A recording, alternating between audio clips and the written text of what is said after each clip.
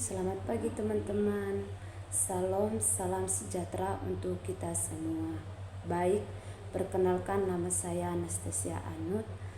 Di sini saya akan menjelaskan studi kelayakan bisnis, yang dimana yang pertama itu konsep risiko dalam penilaian investasi. Konsep risiko dibagi menjadi dua. Yang pertama itu risiko investasi sistematis, yang dimana risiko sistematis adalah risiko yang terjadi karena perubahan pasar keseluruhan dan terjadi karena di luar perusahaan. Risiko ini tidak bisa diverifikasi atau dikurangi karena fluktuasi risiko dipengaruhi oleh faktor-faktor yang dapat mempengaruhi pasar, yang dimana secara keseluruhan. Misalnya risiko tingkat suku bunga, risiko nilai tukar mata uang. Yang kedua itu risiko investasi non sistematis, yang dimana risiko non sistematis adalah risiko yang terjadi karena kondisi mikro perusahaan itu sendiri. Risiko dapat dikurangi atau dapat diverifikasi oleh OJK membentuk portofolio, karena risiko ini dipengaruhi pasar secara lokal atau regional. Misalnya kebijakan di suatu daerah tertentu mengenai tingkat retribusi. Yang berikut yaitu biaya yang harus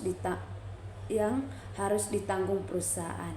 Yang pertama itu biaya pra investasi terdiri dari yang pertama biaya pembuatan studi, yang kedua itu biaya pengurus izin-izin, yang kedua itu biaya pembelian aktiva tetap.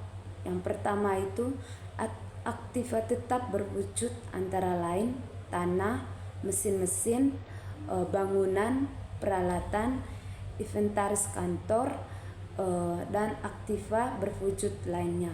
Yang ketiga itu biaya operasional yang terdiri dari upah dan gaji karyawan, biaya listrik, biaya telepon, biaya pemasaran, dan biaya lainnya.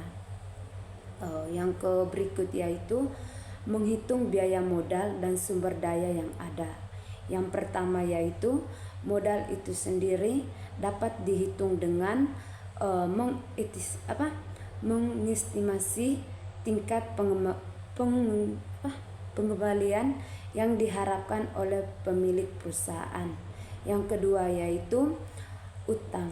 Utang dapat dihitung dengan tingkat bunga yang dikenakan pada pinjaman atau obligasi. Yang ketiga itu modal ventura. Modal ventura dapat ditentukan oleh tingkat keuntungan yang diharapkan oleh investor ventura dan persyaratan partisipasi mereka dalam pengambilan keputusan. Yang berikut yaitu metode keputusan investasi, yang dimana pertama itu payback period adalah salah satu metode yang paling sederhana. Metode ini menghitung waktu yang dibutuhkan untuk mengembalikan biaya awal investasi berdasarkan arus kas. Yang kedua itu net volume present.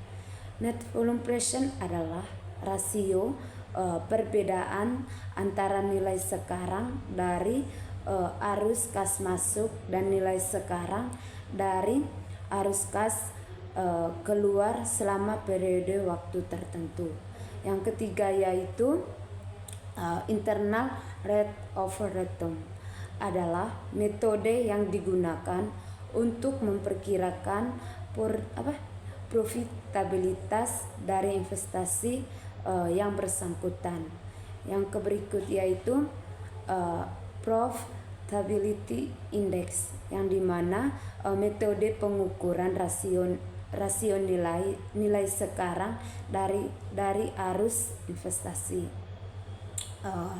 Yang berikut mengkasih aliran kas, yang dimana yang pertama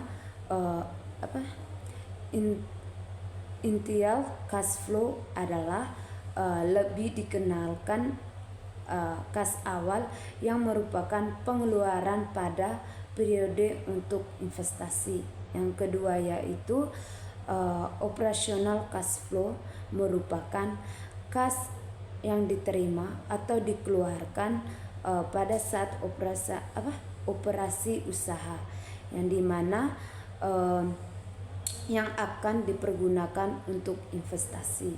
Yang ketiga itu terminal cash flow, yang dimana merupakan uang kas yang diterima pada saat usaha tersebut berakhir. Yang berikut yaitu penggunaan biaya modal, yang dimana dalam studi kelayakan bisnis penggunaan biaya modal sangat penting atau karena membantu menentukan apakah proyek atau investasi tersebut layak dilakukan dari segi keuntungan. Baik teman-teman, itu saja presentasi dari saya. Semoga presentasi saya bermanfaat bagi kita semua. Sekian dan terima kasih.